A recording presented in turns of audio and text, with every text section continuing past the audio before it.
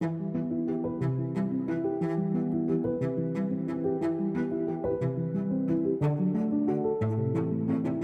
donc, vous l'avez compris, il n'y a pas de formation sur le golfe de Saint-Tropez. Alors il y a d'autres territoires qui n'avaient pas de formation ou qui n'avaient pas toutes les formations et on va voir comment elles ont amené de la formation sur leur territoire, ce qui leur a permis de structurer leur filière, l'écosystème nautisme. Et on va commencer avec Lydie Barbeau, que j'invite à me rejoindre ici. Lydie Barbeau est directrice de l'INB, Institut Nautique de Bretagne, Côte d'Azur, à Villefranche-sur-Mer. Lydie va nous expliquer que l'INB, qui est basé historiquement à Concarneau, installez-vous où vous le souhaitez, en Bretagne donc, eh bien, a ouvert à Villefranche. D'abord, une présentation de l'INB. Bon, tout d'abord, bonjour à tous. Donc oui, l'INB, Mettez bien sur le menton. l'Institut Nautique de Bretagne, Côte d'Azur, puisque effectivement l'INB est à Concarneau depuis 60 ans maintenant. C'est une institution. Voilà, c'est une institution reconnue, connue, qui forme tous les ans un ensemble de personnel dans tous les métiers de la mer, enfin, notamment la maintenance. Depuis 1965. C'est ça, il fait vraiment 60 ans, effectivement, cette année. Et donc, il y a 11 ans maintenant, puisque nous avons fêté les 10 ans l'année dernière, la CCI, puisque l'INB Côte d'Azur est une école de la Chambre de commerce et d'industrie de Nice, s'est rapprochée de l'INB Concarneau pour des raisons assez simples. La CCI souhaitait développer une offre de formation dans le maritime, puisque la CCI avait certains ports en direction et souhaitait donc former sur les métiers de la maintenance nautique. Et l'INB de Concarneau avait par ailleurs l'envie, puisqu'ils étaient situés sur la façade atlantique, de déployer aussi une offre de formation sur la partie Méditerranée, puisque quand on est à Concarneau, il est difficile de se former sur la Méditerranée et les entreprises, difficiles de trouver des salariés. Donc il y a 11 ans, des rencontres se sont faites et il a été décidé, après de nombreuses discussions, de mettre en place et de créer cet Institut nautique de Bretagne, mais Côte d'Azur. Donc l'initiative est venue de la CCI. Les deux. En fait, c'est un rapprochement, c'est-à-dire que mon prédécesseur connaissait bien l'INB Concarneau et a été effectivement très important dans la démarche et a dit « je vais contacter l'INB Concarneau ». C'est une démarche conjointe. Qu'est-ce que vous proposez comme formation à l'INB ? Alors, on propose le bac pro maintenance nautique, donc un titre de l'éducation nationale. Nous avons également des titres de la FIN, Fédération des industries nautiques, sur la partie maintenance, donc mécanicien nautique et technicien de maintenance avec des titres professionnels. Et nous avons également un titre de l'INB, puisque l'INB est également certificateur et a créé des titres sur un métier de technico-commercial. C'est un bac plus 2 qui forme, comme son nom l'indique, des commerciaux dans la partie nautique. Aujourd'hui, vous avez combien d'apprenants, Lydie ? Alors, on a 100 apprenants, une centaine. Il faut savoir qu'on a des élèves en apprentissage, mais on a également des demandeurs d'emploi dans le cadre de marchés régions. Et est-ce que vos formations sont à fiche complet ? Alors, pour certaines, oui. Cette année, on a notamment dû ouvrir un second groupe sur le métier de mécanicien nautique, puisque la demande est forte sur ce métier. Et donc, on a plus d'une vingtaine d'élèves. Et sur d'autres formations, ça dépend des années. On est, on va dire, à 95% complet. Alors, nous, ce qui nous intéresse ici, c'est de savoir, l'INB n'existait pas il y a 11 ans. Vous êtes à Villefranche-sur-Mer. Tout à fait. Quels sont les jeunes qui viennent apprendre ces métiers ? Quelle est leur origine ? Est-ce qu'ils sont proches de Villefranche ou est-ce que ça va beaucoup plus loin ? Alors, à 90%, on va avoir des jeunes aux alentours de Nice. On va se dire, c'est vrai que les jeunes sont peu mobiles. C'est à côté. Et 10% vont être hors Nice, mais région PACA. Et pour les formations continues de demandeurs d'emploi, on peut accueillir des gens, je pense notamment à un ancien stagiaire qui venait du Jura, par exemple. Donc, ces jeunes qui viennent apprendre leur métier à proximité de chez eux, ensuite, ils sont employés où ? Est-ce qu'ils restent sur le territoire Nice-Villefranche ou est-ce qu'ils s'en vont ? Alors, pour certains, ils restent, puisque les entreprises sont quand même très locales. On est sur des entreprises du territoire niçois et varois. Et ensuite, il faut savoir que dans ces métiers-là, malheureusement, notamment sur le bac pro maintenance nautique, seulement 50% de nos jeunes restent dans la filière à l'issue de leur certification. C'est un autre problème de la filière, c'est que pour beaucoup, ils ne restent pas dans le nautisme, mais quand ils restent dans leurs entreprises la plupart du temps qu'ils ont eu en apprentissage. Est-ce qu'il est difficile d'aller chercher ces jeunes qui ne connaissent pas forcément les métiers que vous proposez ?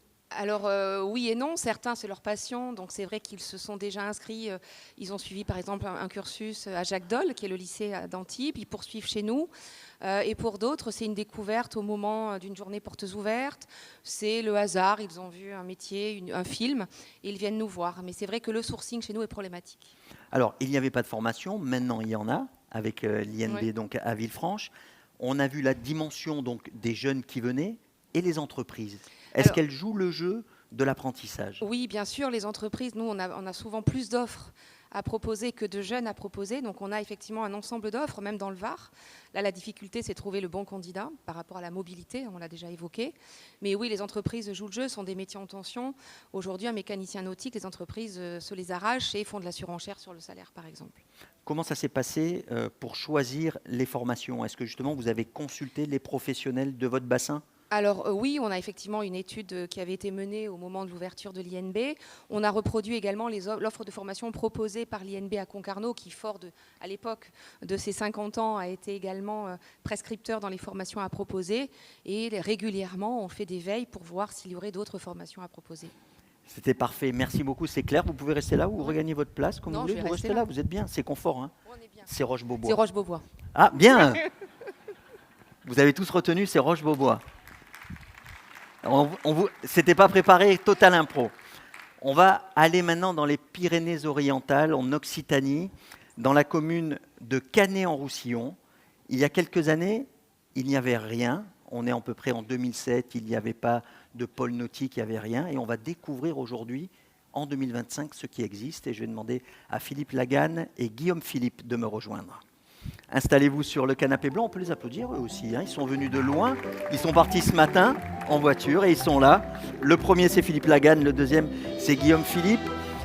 Philippe Laganne, directeur délégué aux formations professionnelles et technologies au lycée d'enseignement professionnel Rosa Luxembourg à Canet en Roussillon. Et puis Guillaume, lui, il est directeur opérationnel du campus d'excellence Nauti Campus Occitanie, on en parlera. Philippe, un mot. Le lycée Rosa Luxembourg propose quoi comme formation? Bonjour à tous. Alors, le lycée Rosa Luxembourg, c'est 10 formations autour des métiers du nautisme. Un CAP, bon, pour faire vite, CAP, Bac Pro, maintenance nautique, une FCIL depuis cette année en technicien motoriste. On expliquera tout à l'heure avec Guillaume. Ouais. Voilà, en plasturgie, Bac Pro, plastique et composite et BTS, plastique et composite. Et ensuite, on a un CAP et un Bac Pro en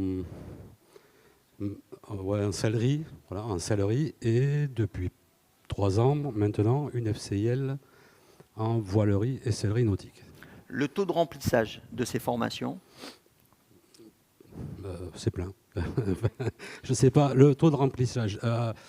On est éducation nationale, donc si on prend le taux de remplissage en première année de formation, que ce soit CAP ou Bac Pro, on est plein, c'est 10-15 élèves par CAP, 24 élèves par Bac Pro. Alors, ce lycée Rosa Luxembourg se trouve au cœur même du pôle nautique. Décrivez-nous un petit peu l'environnement, Philippe. Donc, Canet en Roussillon, petite ville des Pyrénées-Orientales, qui était la deuxième ville la plus importante du département à l'époque, 18 000 habitants. Un port, une entreprise, Katana, que beaucoup de gens doivent connaître, qui était implantée là, et puis un territoire vide, marécageux, sur lequel a été construit le lycée, et en même temps que le lycée a été construit.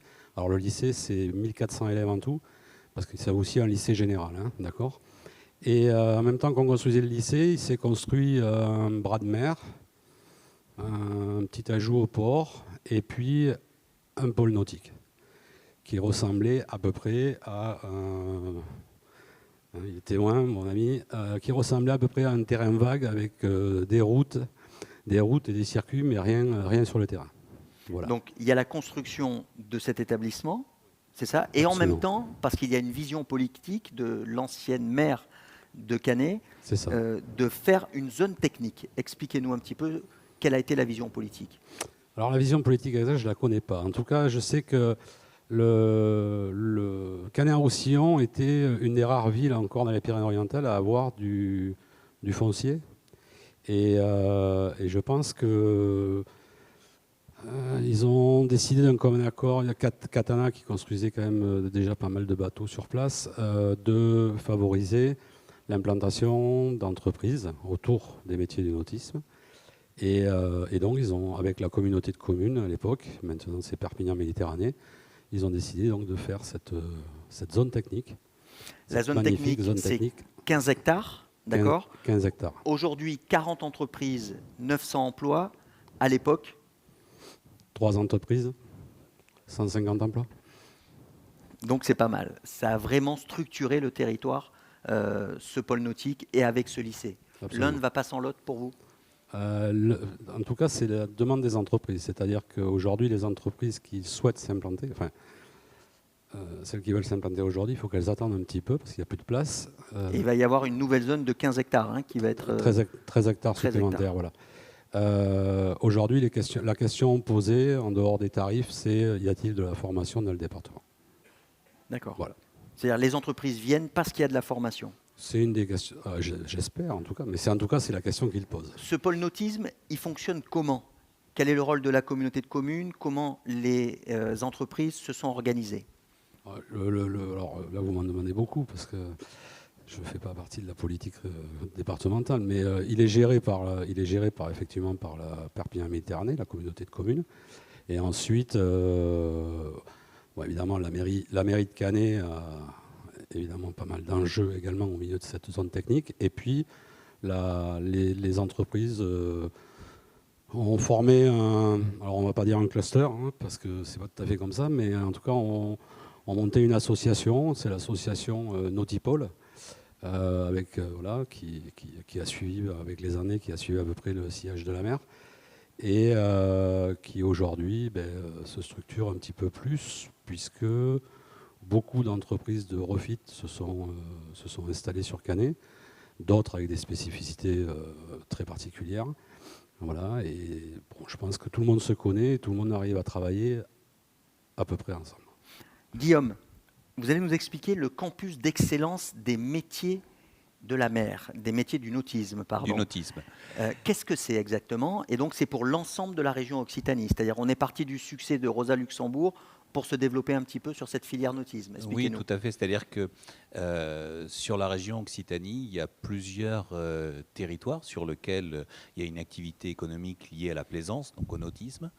Et le souhait du rectorat au départ, c'était de créer un campus des métiers et des qualifications, c'est-à-dire en fait un réseau de 9 lycées, de 4 universités et de 3 CFA en l'occurrence. Et l'idée, c'est d'accompagner le développement économique d'une filière par la formation. Donc des missions qui pourraient se résumer en 3 points. Le premier, c'est évidemment la promotion des métiers auprès des scolaires, mais aussi des demandeurs d'emploi.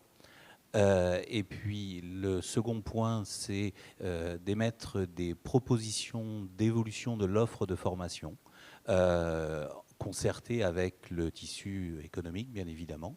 Et le troisième point, c'est l'accompagnement des entreprises dans la mise en relation avec les laboratoires de recherche pour relever tous les enjeux technologiques et écologiques de la plaisance. Alors ce qui est intéressant, c'est de voir ces 3 points et les détailler un petit peu. Au niveau de la promotion des métiers auprès des jeunes, comment vous fonctionnez ? Comment vous allez les chercher, ces jeunes ?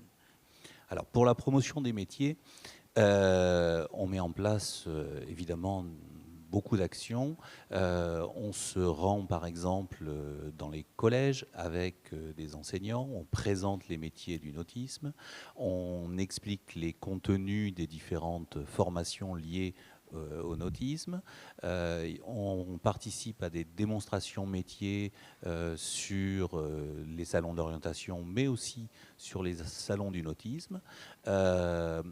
On travaille là dans un partenariat vraiment étroit avec les entreprises de la filière, puisque elles nous permettent d'accueillir les collégiens, par exemple, sur les bateaux. Lors des salons nautiques comme à la Grande Motte ou à Canet-en-Roussillon, systématiquement, nous accueillons des jeunes et des demandeurs d'emploi pour les faire monter sur les bateaux de plaisance. L'idée, c'est quand même de faire connaître cette filière, qu'ils ressortent avec des étoiles dans les yeux et leur donner envie de participer, d'être fiers de se dire j'ai participé à la construction ou à l'entretien de ce type d'objet unique. Philippe, un mot, parce que vos métiers ne sont pas connus, et vous, ce que vous suggérez, c'est que ce n'est pas des journées portes ouvertes dans les établissements qu'il faut organiser, mais c'est des journées portes ouvertes dans les entreprises. Expliquez-nous. Il faut aller chercher le jeune et lui montrer la réalité. Ben, il parlait d'étoiles dans les yeux. En fait, tous les établissements scolaires font des journées portes ouvertes. On est capable de parler de nos formations. Il n'y a pas de problème là-dessus. Lorsqu'on veut attirer un jeune, il faut aller lui montrer la réalité. Tout à l'heure, j'entendais, on parlait de salaire, on parlait de surenchère, et c'est effectif chez nous aussi, hein, c'est pareil. Voilà, mais avant de parler salaire, il faut leur montrer réellement qu'est-ce que c'est que le métier et qui peut mieux le faire qu'une entreprise. Donc, chez nous, enfin, sur Canet-en-Roussillon en tout cas, mais ça se fait également enfin, sur le territoire Occitanie, puisque Guillaume travaille sur tout le territoire, on incite les entreprises à ouvrir leurs portes. Ils le font. Pas tout le monde, mais tous ceux qui peuvent le faire et pouvoir rentrer dans des ateliers où il n'y a pas trop de... disons, on n'est pas obligé de s'habiller pour la sécurité, etc. Et effectivement, dès qu'un jeune ou un demandeur d'emploi rentre dans ces ateliers, il s'aperçoit quand même qu'on travaille sur de belles choses. Voilà, on ne va pas parler de prix de bateau, mais on travaille sur de belles choses. Alors, un élève... je ne connais pas bien le secteur, hein. Je suis venu en vacances, mais je ne connais pas tout le secteur. Mais je vais vous parler des Pyrénées-Orientales. Nous, on est en bord de mer, parce qu'on est sur le port. À 14 km au-dessus, ce n'est pas encore la montagne, hein, c'est juste les terres. On a des jeunes dans les PO qui n'ont jamais mis les pieds sur un bateau, ni sur un port de plaisance. Donc, leur vendre des formations autour du nautisme, c'est compliqué. Donc, à nous de les faire rêver. Et une chose très importante, mais je ne pourrais pas convaincre les professionnels qui sont dans la salle, puisque eux sont convaincus. La chose la plus importante aujourd'hui, c'est de convaincre les parents, pas les enfants, les parents. Et de leur montrer que les formations, les domaines professionnels, et donc les formations professionnelles, amènent à des emplois stables et très sympas. Guillaume, au niveau des formations, là, on le voit, hein, il n'y a pas de formation qui existe. Est-ce que, en permanence, pour faire évoluer votre offre, vous consultez les professionnels pour justement connaître leurs besoins et adapter vos formations aux besoins du territoire? Comment ça se passe? Ça, c'est vraiment un enjeu très fort et une commande des institutions qui dirigent les campus des métiers et les qualifications, hein. Moi, j'ai un travail de terrain au quotidien d'échange avec les professionnels sur leurs besoins en compétences, que ce soit la montée en compétences de leurs employés ou que ce soit des problématiques liées au recrutement, une évolution de leur activité par exemple, où ils vont avoir besoin de recruter de nouveaux profils sans avoir aujourd'hui de contact, sans savoir où les chercher. J'ai accompagné des entreprises, par exemple, sur des métiers comme la menuiserie. Ce sont des compétences qui sont en tension dans le nautisme. Et on est allé dans des établissements qui font de la menuiserie, mais du bâtiment, pour mettre en place des relations avec les entreprises, faire venir les enseignants dans les ateliers pour qu'ils s'aperçoivent que dans l'entreprise, on travaille avec les mêmes machines, les mêmes gestes professionnels que ceux qu'ils connaissent dans le bâtiment, faire en sorte que les élèves aillent en stage dans les entreprises, mais l'inverse aussi, c'est-à-dire faire venir des professionnels sur ces lycées qu'ils n'avaient jamais fréquentés auparavant et s'apercevoir que la compétence qu'ils recherchent, elle existe parfois à portée de main sur le territoire. Et il y a donc en permanence un enjeu d'ouverture et de mise en relation entre le monde économique et le monde de la formation. Donc, ce qui veut dire que ce n'est pas vous qui imposez des formations, qui choisissez d'informations, mais c'est vraiment un travail collaboratif avec le monde professionnel des entreprises. Oui, tout à fait. Il y a quelques années, par exemple, on a mis en place une formation complémentaire d'initiative locale. Alors, c'est le fameux FCIL dont parlait tout à l'heure Philippe. Voilà. Expliquez-nous. Sur de la voilerie et de la sellerie nautique. Pourquoi? Parce qu'un certain nombre de professionnels de cette spécialité m'ont alerté en disant écoute, nous, quand on regarde notre activité sur une année complète, on a souvent la double activité et de la sellerie garnissage et de la sellerie nautique et de la voilerie. Alors voilerie en général, pour la plupart d'entre eux, c'est simplement l'assemblage ou la réparation des voiles, hein, c'est pas la conception. Mais en tout cas, je me suis dit, il faut qu'on essaie de leur proposer quelque chose qui réponde à cette double compétence. Dans ce qui existait, je dirais, dans le catalogue des certifications de l'éducation nationale, il y avait, et il y a toujours, le bac pro sellerie garnissage, où on apprend à faire de beaux canapés comme ceci, par exemple. Mais ça n'est qu'une partie. Ça n'est qu'une partie des compétences recherchées par la filière. Donc, on a mis en place, avec le soutien de la région, avec le soutien du rectorat, une formation d'une année pour, justement, en post-bac, pour accompagner les jeunes sur ces compétences. Philippe, le parcours est remarquable. Ouverture du lycée en 2007. Nous sommes en 2025. Il y avait la première année, et Guillaume était professeur au lycée Rosa Luxembourg. Il y avait 80 élèves. Aujourd'hui, sur les filières nautisme, vous en avez combien ? 300. Quelles sont les erreurs à éviter ?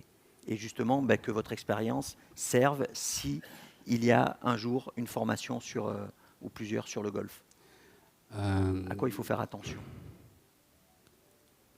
Je ne sais pas comment le dire. Il y a un draft pick. Je vais faire attention parce que c'est mon supérieur hiérarchique. Donc, non. Il ne faut pas forcer la formation, en fait. Alors, forcer la formation, j'entends par là, dans l'éducation nationale, il existe des CAP, il existe des bacs professionnels, il existe des BTS. Et aujourd'hui, ce dont on a le plus besoin, c'est de formation au plus près du territoire, d'où les formations d'initiatives locales, voilà, par exemple, ou les mentions complémentaires qui existent au RNCP ou autres. Mais donc, il faut toujours une formation initiale pour initier un établissement, pour initier quelque chose, mais derrière, il ne faut pas le proposer avec des gros effectifs. Il faut pouvoir monter un effectif en fonction de la demande. Et la chose essentielle pour toute formation, ça reste les professionnels.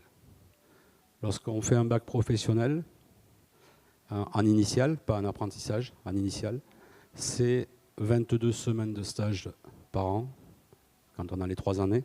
Si vous rajoutez un CAP, c'est entre 12 et 14 semaines.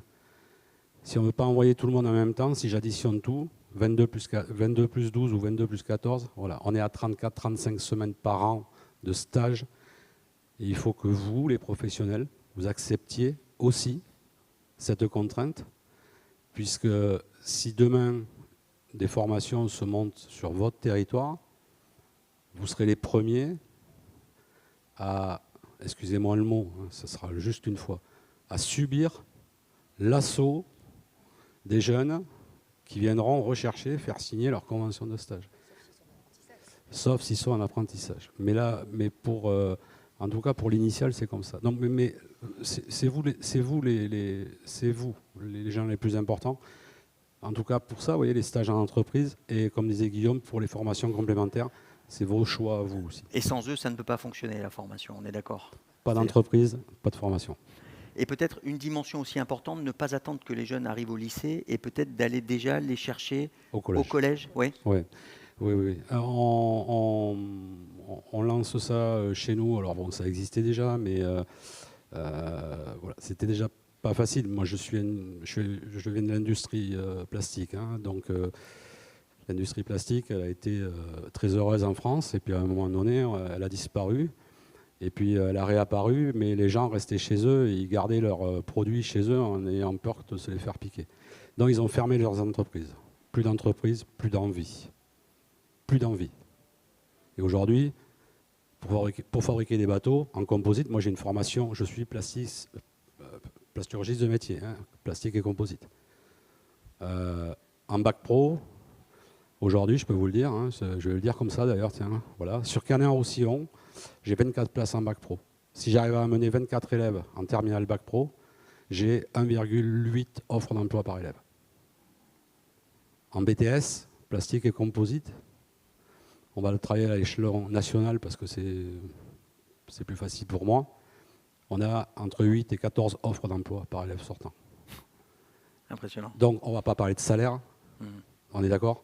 Parce que là, je vous assure que les salaires, un élève qui sort d'un BTS plastique et composite aujourd'hui, en l'espace de 3 ans, il gagne 1,5 fois le salaire que son prof touche, celui qui l'a formé. Et vous parliez de convaincre les parents, ça c'est aussi des arguments que les parents doivent entendre, Ce sont comme les enfants. Ce sont des arguments, mais parler salaire, c'est toujours gênant. Moi, je ne veux pas en parler. Les Oui, mais professionnels... c'est un argument dont les parents ne sont pas insensibles, auquel les parents Bien ne sont sûr, pas insensibles. mais il faut que ce soit les professionnels qui parlent de salaire, Mm. mais il faut toujours associer le salaire à des compétences. Il faut bien faire comprendre aux jeunes et aux parents que si le jeune atteint ses compétences du diplôme, hein, voilà, il méritera tel salaire. Guillaume, une dernière chose, ça veut dire que c'est fluctuant, que vous vous adaptez en permanence, que vous devez faire preuve d'agilité, qu'une formation peut fonctionner 2 ans, puis elle ne répond plus aux besoins, on l'enlève. Expliquez-nous comment ça fonctionne, ça, justement. Oui, tout à fait. C'est-à-dire que puisque les propositions d'évolution de l'offre de formation qui peuvent être formulées par le réseau du campus, elles s'appuient sur les besoins des différents territoires et des entreprises. Je vais prendre par exemple le diplôme universitaire de gestion des ports de plaisance que l'on avait mis en place en Occitanie, qui avait déjà été mis en place à une certaine époque en Corse. En Corse, au bout de, je crois, 2 années, il s'est mis en sommeil.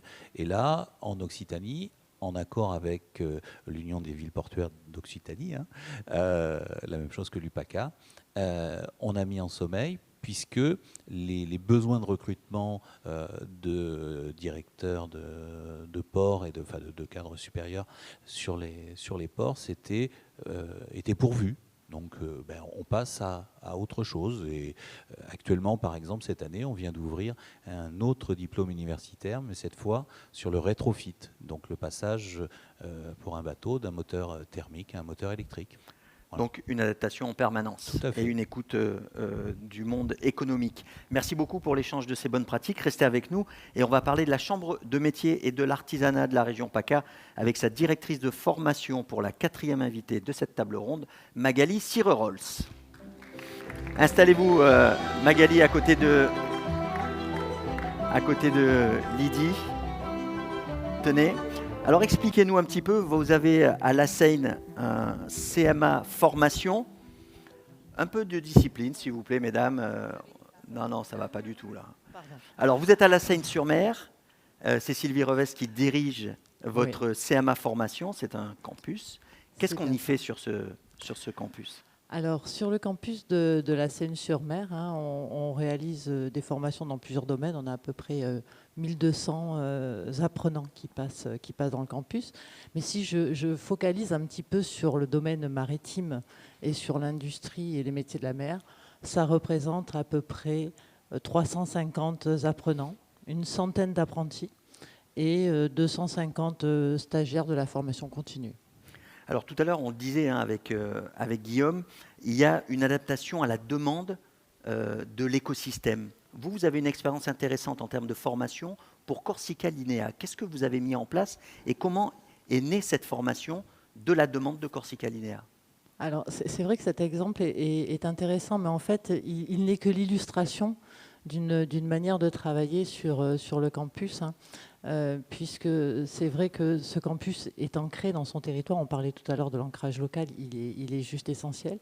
Donc il travaille en partenariat avec les entreprises, avec les prescripteurs et les institutionnels.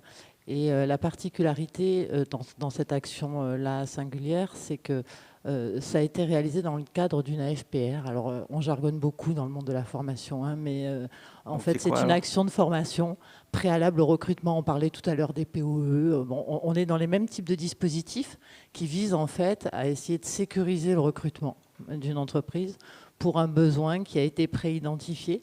Et c'est vrai que là, l'action même de formation a été co-construite avec Corsica Linea, pour répondre à un besoin particulier sur du personnel embarqué dans le cadre du service, pour faire très court. Donc tous ceux qui passent par cette formation vont directement à Corsica Linea ensuite, c'est ça? S'ils ont l'obtention si de la tout s'est bien formation. passé D'accord, mais ce que je veux dans dire, le c'est que cadre du parcours et du cursus. il y a oui, ce besoin ouais. de Corsica Oui, Linea et complètement. automatiquement, si ça a bien marché, ils iront à Corsica Complètement. Linea. Mm. Vous avez, je sais que le président Roland Rolfo, qui est le président de la Chambre de métier pour le Var et qui est présent, et nous l'en remercions aujourd'hui, est très attaché au dispositif Formed que vous avez sur cet établissement. Expliquez-nous ce que c'est.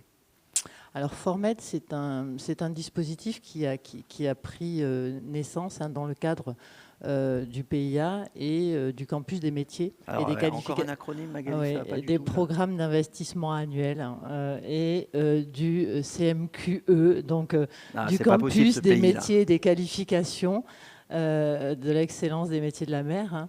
Et il est complètement intégré à ce campus des métiers. Il vise 3 axes principalement. C'était la sensibilisation et, j'ai envie de dire, la mise en appétence, la découverte de ces métiers et des métiers du monde de la mer, l'orientation et la formation. Et depuis le départ, il était convenu que ça devait être un lieu, une agora, un lieu, un carrefour de rencontre entre le monde de l'entreprise, le monde de la formation et les innovations, et notamment les innovations pédagogiques. Et Formed a été un formidable moyen de montrer certains métiers, de faire découvrir certains métiers aux jeunes de manière extrêmement ludique, extrêmement concrète. Qu'est-ce qui existe justement? Alors, un formidable moyen, oui, bien sûr. Mais je reviens quand même avec ce qui a été dit, c'est que là, on est sur tout ce qui va toucher à la gamification. Donc, ça plaît pour l'attractivité immédiate. Par contre, on ne remplacera pas la découverte du métier en entreprise et en situation de travail. Ça, il faut tous qu'on en soit convaincus. Mais c'est vrai que... Mais ça peut être un élément bien qui sûr. donne ensuite envie aux jeunes d'aller voir dans l'entreprise, peut-être, En non? tout cas, voilà, on est dans de la réalité immersive, on est dans du 3D, donc on conçoit des outils qui sont spécifiques, qui sont dédiés, qui permettent de travailler autrement les lexiques de l'accastillage, par exemple, où je déplace sur un grand écran un ensemble de données. Il y a toutes les mises en situation en réalité virtuelle qu'on est nombreux à utiliser sur les simulateurs de soudure, sur les simulateurs de carrosserie, de peinture en carrosserie. Donc ça, c'est quand même quelque chose qui permet une attractivité assez spontanée auprès des jeunes. Et après, on a aussi cette chance, c'est qu'on a un outil de formation qui est remarquable, situé en plein milieu de la rade de Toulon, donc extrêmement bien situé. Et il y a la possibilité d'aller voir. Alors, on n'est pas encore dans le monde de l'entreprise, mais on est sur des plateaux sur lesquels les possibles en termes de mise en situation reconstituée sont juste extraordinaires. Je crois que dans l'ensemble de vos centres de formation, il y a 6000 apprenants, c'est ça, Roland? Oui. Et vous n'êtes pas sur le golfe de Saint-Tropez? Alors, on n'est pas sur le golfe de Saint-Tropez, on n'est pas partout, mais en fait, on peut être partout. Non, mais ce que je veux dire, c'est qu'on parle du côté et du caractère extrêmement local de l'offre. C'est vrai, c'est important. Par contre, on a aussi un sujet sur une cartographie de l'offre régionale. On a parlé tout à l'heure avec le CARIFOREF. Et donc, tout le monde le sait, développer et dupliquer des actions de formation avec des gros plateaux lourds, extrêmement coûteux en termes d'investissement, qui embarquent quand même le denier public. On a une responsabilité collective par rapport à ça. Et c'est vrai qu'on a une capacité, et tous, il existe des modalités qui nous permettent de former dans l'entreprise, de former au sein de l'entreprise. La Chambre des métiers a développé et continue de développer une expertise sur tout ce qui est délégation d'activités en apprentissage, où vous avez peut-être plus entendu parler de la formation en situation de travail. Alors justement, expliquez-nous Magali, ce sera ma dernière question. Vous pouvez aller en entreprise, former des jeunes, et en entreprise qui se situe aujourd'hui au niveau du golfe de Saint-Tropez. Expliquez-nous le dispositif. Alors le dispositif, c'est qu'on peut aller en entreprise former des jeunes, mais le dispositif, c'est surtout former l'entreprise pour qu'elle devienne encore plus entreprise apprenante et qu'elle soit en capacité de mettre en place des situations que nous, on a conçues, puisque, je veux dire, l'entreprise, c'est le monde du travail, nous, on est le monde de la formation, donc on conçoit les situations dans l'entreprise qui seront apprenantes. Alors après, il y a une contrepartie, c'est-à-dire que le professionnel joue un rôle plus dans le cadre de son rôle de maître d'apprentissage. On le voit quand même hein, dans tous vos témoignages, rien ne peut se faire sans les professionnels et inversement, hein, c'est vraiment un cercle vertueux. Merci beaucoup Lydie, Magali, Philippe, Guillaume, je vous invite à regagner vos places. Et nous allons accueillir maintenant Emmanuel Didier. Il s'agit du conseiller de Madame la rectrice de l'Académie de Nice. On peut applaudir Emmanuel Didier. Même si, asseyez-vous Emmanuel Didier, ça ne va pas du tout. Hein. Il n'y a pas de formation ici. Eh bien non, ça ne va pas du tout, vous avez raison. Alors si on dit à Natacha Chicot, par exemple, qui est la rectrice de l'Académie de Nice, on lui dit, ben voilà, il y a peut-être des entreprises qui sont intéressées pour accueillir des formations. Il y a la communauté de communes également, pour des formations initiales, par exemple. Qu'est-ce qu'elle dirait d'après vous ? Alors, Madame la rectrice, elle dirait déjà donc, merci de nous avoir invités à cet après-midi. Elle dirait que c'est un sujet qui, depuis 2 ans, vraiment précisément, nous interroge. C'est vrai qu'on s'intéresse à ce territoire, on s'intéresse à tous les territoires. Vous vous êtes dit, Emmanuel, tiens, il y a quelque chose qui cloche sur le golfe de Saint-Tropez ? Il y a quelque chose qui cloche parce que les jeunes du territoire de Saint-Tropez, alors le lycée de Gassin, il y a un lycée général, mais un lycée aussi professionnel sur la dimension tertiaire de formation, c'est à peu près 1400 jeunes. Voilà. Et on se dit, c'est quand même étonnant que dans ce territoire, aucun jeune n'ait la possibilité de poursuivre un cursus d'une formation, on va dire, industrielle, hein, au sens large. Et on se dit, comment on pourrait répondre à ce besoin ? Parce que les jeunes, on l'a dit, alors j'entends souvent parler de questions de mobilité. Moi, j'en suis à ma 8e région de France, et la même question, elle se pose partout. Alors, les gens, ils ont, en France, l'habitude de travailler, de naître et de mourir au même endroit, au quasi. Je le mets de manière un peu caricaturale, mais c'est quand même un petit peu le cas. Donc moi, la question de mobilité, elle ne se pose pas plus ici qu'ailleurs. Du coup, comment est-ce qu'on fait pour pouvoir offrir à ces jeunes de ce territoire des formations industrielles ? Parce que de venir de Toulon, de venir de Fréjus, même, de venir de Draguignan, quand on est dans le nord de la France, ça paraît tout ça côte à côte, mais ça ne se fait pas si facilement sur le territoire. Et je ne parle pas quand on arrive en période estivale où la circulation est très compliquée. Et il y a un enjeu de conserver aussi les jeunes du golfe de Saint-Tropez sur le golfe de Saint-Tropez, qui ne partent pas faire des études ailleurs. Voilà, parce que ça a aussi été évoqué, c'est-à-dire que les jeunes, quand ils s'en vont quelque part en formation, c'est très compliqué de les faire revenir. Voilà. Donc l'idée, c'est qu'est-ce qu'on peut offrir à ces jeunes sur ce territoire, répondre bien sûr, alors je vais bis repetita, ou beaucoup plus que ça répéter, mais l'adéquation entre le besoin en emploi en local, la richesse entreprise locale, on vient de l'évoquer, les possibilités d'avoir des entreprises qui accueillent ces jeunes en formation. Voilà. Donc il faut bien arriver à sonder le territoire et se dire comment on répond à ce territoire-là et du coup, quelle formation j'installe. Alors, si on a bien compris, Natacha Chicot est OK pour qu'il y ait des formations qui existent au niveau du nautisme sur le golfe du Saint-Tropez. Alors, ce qu'il faut bien rappeler quand même aussi, c'est que la carte des formations professionnelles sur un territoire, c'est une co-responsabilité, c'est une co-compétence, c'est État-région. Alors, donc, on va parler de la région après, ouais. Mais d'abord, alors, oui Madame la rectrice, elle, oui. OK. Voilà, ça c'est un point de départ, Donc, c'est sûr. l'information que vous êtes amené aujourd'hui à dire à tout le monde, c'est que l'Académie, le ministère de l'Éducation nationale est OK pour ouvrir une formation sur le golfe de Saint-Tropez, une ou plusieurs. Alors, pour ne pas faire dire ce que je n'ai pas dit, Ouais. elle est OK à réfléchir à installer une formation sur le territoire de Saint-Tropez. Parce qu'il faut d'abord... Ils sont déçus. Alors attendez, on y va. Non, mais ce que je veux dire... On y va. Mais on va expliquer tout. Si vous me dites installer, ça veut dire qu'on a déjà choisi quelle formation je vais ouvrir. Emmanuel, c'est ça que je veux dire. on va tout expliquer. Ne soyez pas déçus. On y va. En termes de méthodologie, pour qu'il y ait une ou plusieurs formations prochainement sur le golfe de Saint-Tropez, quelle est la méthodologie à suivre ? Il faut d'abord calibrer le besoin.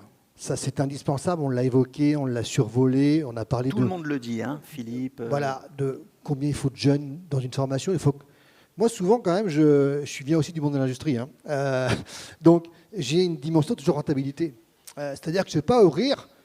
Tout à l'heure, j'ai vu 50 métiers. Alors, je tire le trait. Je ne vais pas ouvrir 50 métiers avec 1 à 2 individus dans chacune des sections. Ça n'aurait aucun sens économique. Et que toute entreprise ne dirait que ce n'est pas possible de monter ce genre de choses-là. Donc, un exemple de formation et du nombre d'élèves nécessaires pour l'ouvrir. Alors, j'entends parler de exemple. maintenance, par exemple, un bac pro maintenance. Un bac pro maintenance, combien d'élèves pour ouvrir le bac pro maintenance ? Entre 10 et 12, c'est aujourd'hui. 10 et 12, OK. C'est le chiffre minimal. OK. Alors, la méthodologie, comment ça se passe ? Vous dites qu'il faut consulter Les entreprises? Oui, parce qu'il faut s'assurer que aussi le besoin est exprimé dans le temps. On ne peut pas, sur du bac pro par exemple, faire du one-shot. C'est-à-dire que si vous lancez le process, vous allez lancer un bac professionnel qui va s'installer pendant 10 ans sur le territoire.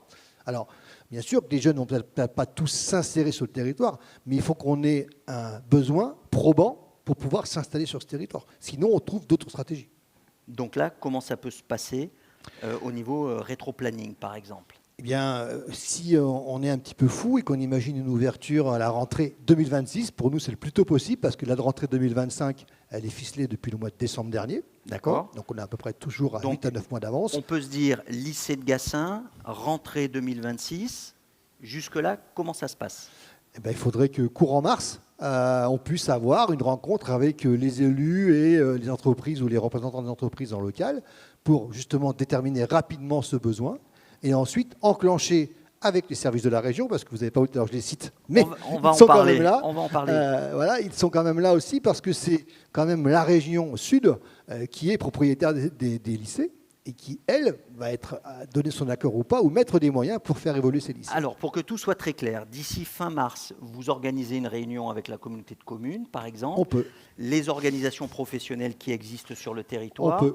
Et là, on a les professionnels qui disent « moi j'ai besoin de ça, j'ai besoin de ça, j'ai besoin de ça ». Et le plus grand dénominateur commun fera qu'on peut aller dans cette direction. Tout à fait. Et comme ça a été exprimé tout à l'heure, c'est-à-dire qu'on peut démarrer modestement, pour certains c'est déjà beaucoup, mais sur un bac professionnel, et imaginer à R27, à R28, à R29, que sais-je des CAP, que sais-je des BTS, que sais-je des mentions complémentaires. Fin mars, vous vous dites il y a telle formation, telle formation. Ensuite, comment ça se passe? Ensuite, il y a un dossier d'opportunité qui est porté à la région, encore une fois, désolé. Mais non, mais alors, je ne là, travaille maintenant, pas à la on en région, parle, mais je travaille Emmanuel. avec eux. On en parle, c'est-à-dire qu'il il y a un dossier, voilà, il y a un dossier qui est co-instruit État-région, parce que la région donc, met les moyens en mètres carrés et en équipement la plupart du temps, mais aussi on peut avoir des contributions d'entreprises qui servent ces équipements, et ça souvent, ça accélère le processus. Et puis, l'État lui met les moyens humains pour pouvoir enseigner ou tout au moins organiser la formation. Voilà, donc c'est toujours un copilotage. D'accord. Et là, donc, il y a une commission qui se réunit en décembre, c'est ça, ou en octobre? Tout à fait. Alors, il y a un premier travail en septembre-octobre. On arrête la carte début décembre, tout à fait. Donc, ce qui veut dire que fin mars, vous déterminez avec les professionnels. Là, il peut y avoir plusieurs formations? Une, deux, un CAP, c'est quoi le profil? Quand on lance vraiment un process comme cela, de partir sur une formation, ça paraît raisonnable. Donc, une formation décidée d'un commun accord avec tout le monde fin mars. On remplit les dossiers, Tout à fait. on passe à la commission, Ouais. et en décembre, on sait si oui ou non. La région qui est donc finance, En partie. et l'État, le ministère, vous disent oui. Et Tout donc à ça fait. veut dire que fin décembre 2025, on sait Voilà. s'il Et y aura après, à la rentrée 2026 une formation. On a 9 mois pour mettre en œuvre la formation, la finaliser, travailler au sourcing, travailler à l'information, travailler à la communication. Je ne l'ai pas évoqué, mais je le dis moi, parce que ça a été un petit peu évoqué. Travailler à la mobilité des jeunes sur un territoire ou de les faire venir sur Saint-Tropez, de les loger, et ainsi de suite. Voilà. Et on a Donc 9 c'est mois pour jouable. ça. Oui, c'est jouable. Donc on est juste dans les temps, mais c'est jouable. Donc on est dans un moment, j'ai envie de dire, historique pour la filière nautisme du golfe de Saint-Tropez. Qui peut le devenir. Parce que, est-ce que vous faites le même constat que tout ce qu'on a entendu cet après-midi? La formation, c'est essentiel pour nourrir, j'ai envie de dire, la totalité de la filière.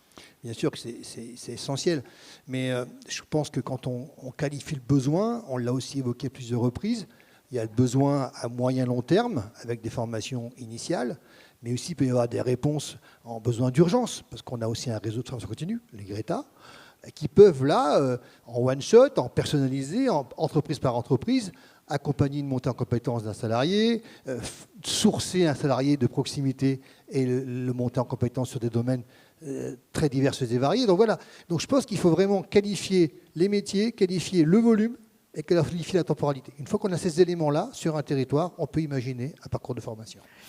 Est-ce que 2026, une nouvelle formation, est-ce qu'on peut se dire, même si on l'a un petit peu évoqué, mais que peut-être chaque année, on peut ouvrir une formation supplémentaire ou c'est là impossible à tenir? On peut avoir des rêves fous, ça c'est sûr.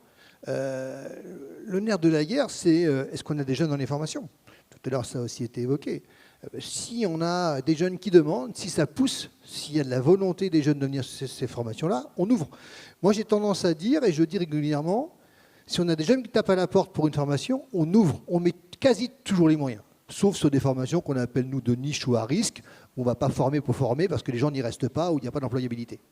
Mais s'il y a des demandes d'humains pour pouvoir, une demande sociale, pardon, pour aller sur une formation, et s'il y a des besoins d'emploi exprimés, l'État met quasi toujours les moyens. Alors nous avons donc la position de l'État avec vous, Emmanuel, et puis nous aurons tout à l'heure, en conclusion, la position de la région, qui est représentée aujourd'hui par Vincent Maurice, donc le président de la communauté d'Aglo. Est-ce que vous avez quelque chose à rajouter? Non, moi je félicite ce territoire de s'emparer de cette question-là, parce que j'ai connu la même chose sur un autre territoire qui a été aussi évoqué tout à l'heure. J'ai travaillé longtemps en Normandie, et sur le territoire de Cherbourg, voilà, c'était pas un gros mot de dire chaudronnier, parce que les chaudronniers, surtout les sous-marins construits à Cherbourg, et j'ai travaillé énormément avec la métropole de Cherbourg, ils avaient la même question, c'est-à-dire que comment est-ce que dans cette poche-là, tout le haut de la Manche, un peu coincé, comment est-ce qu'on maintient des populations qui n'ont qu'une envie, c'est alors peut-être la gravité, mais qui ont envie de descendre vers le sud et qui on n'arrivait pas à garder. Et comment les faire rester sur un territoire qui avait de l'emploi, des emplois à haute valeur ajoutée, bien rémunérés, mais il faut accepter que 250 jours de gris et non pas 250 jours de soleil. Voilà. Donc c'est aussi des territoires qui ont ces mêmes dynamiques-là et qui arrivent à s'en sortir par cette mobilisation de tous les acteurs. Et c'est surtout ça qui est important. Et je crois les 247 jours de gris, c'est ce qui explique, paraît-il, que vous ne voulez pas retourner dans la Manche. Tout à fait. Hein, on est d'accord. Oui, parce que vous êtes bien ici. J'ai maintenant un bateau Villefranche et je suis très, très bien sur le secteur. Eh bien voilà, une annonce historique, mesdames, messieurs, pour ces rencontres économiques du nautisme du golfe de Saint-Tropez, amenée par Emmanuel Didier, qu'on peut applaudir. Merci beaucoup. Alors, vous le savez, à chaque fois qu'on parle de formation, il y a toujours, et on l'a évoqué aujourd'hui, les soucis de plateau technique. Alors on va essayer d'avancer un petit peu et de résoudre peut-être une partie de ces soucis. Je vais demander à Yann Lefilastre de me rejoindre de Mercury Marine. On peut l'applaudir. Yann Lefilastre. Rejoignez-moi, Yann. La question, déjà, Mercury Marine. Est-ce que dans votre ADN, il y a la formation? Quelle place tient la formation dans votre entreprise? Ouais. On ne peut pas imaginer mettre sur le marché un nouveau produit sans penser formation, surtout un produit technique, rempli de technologie. Donc on a, les personnes ici qui travaillent avec nous le savent, on ne rigole pas avec la formation. On a des modules de formation qui sont obligatoires annuels pour tous les techniciens certifiés dans le monde.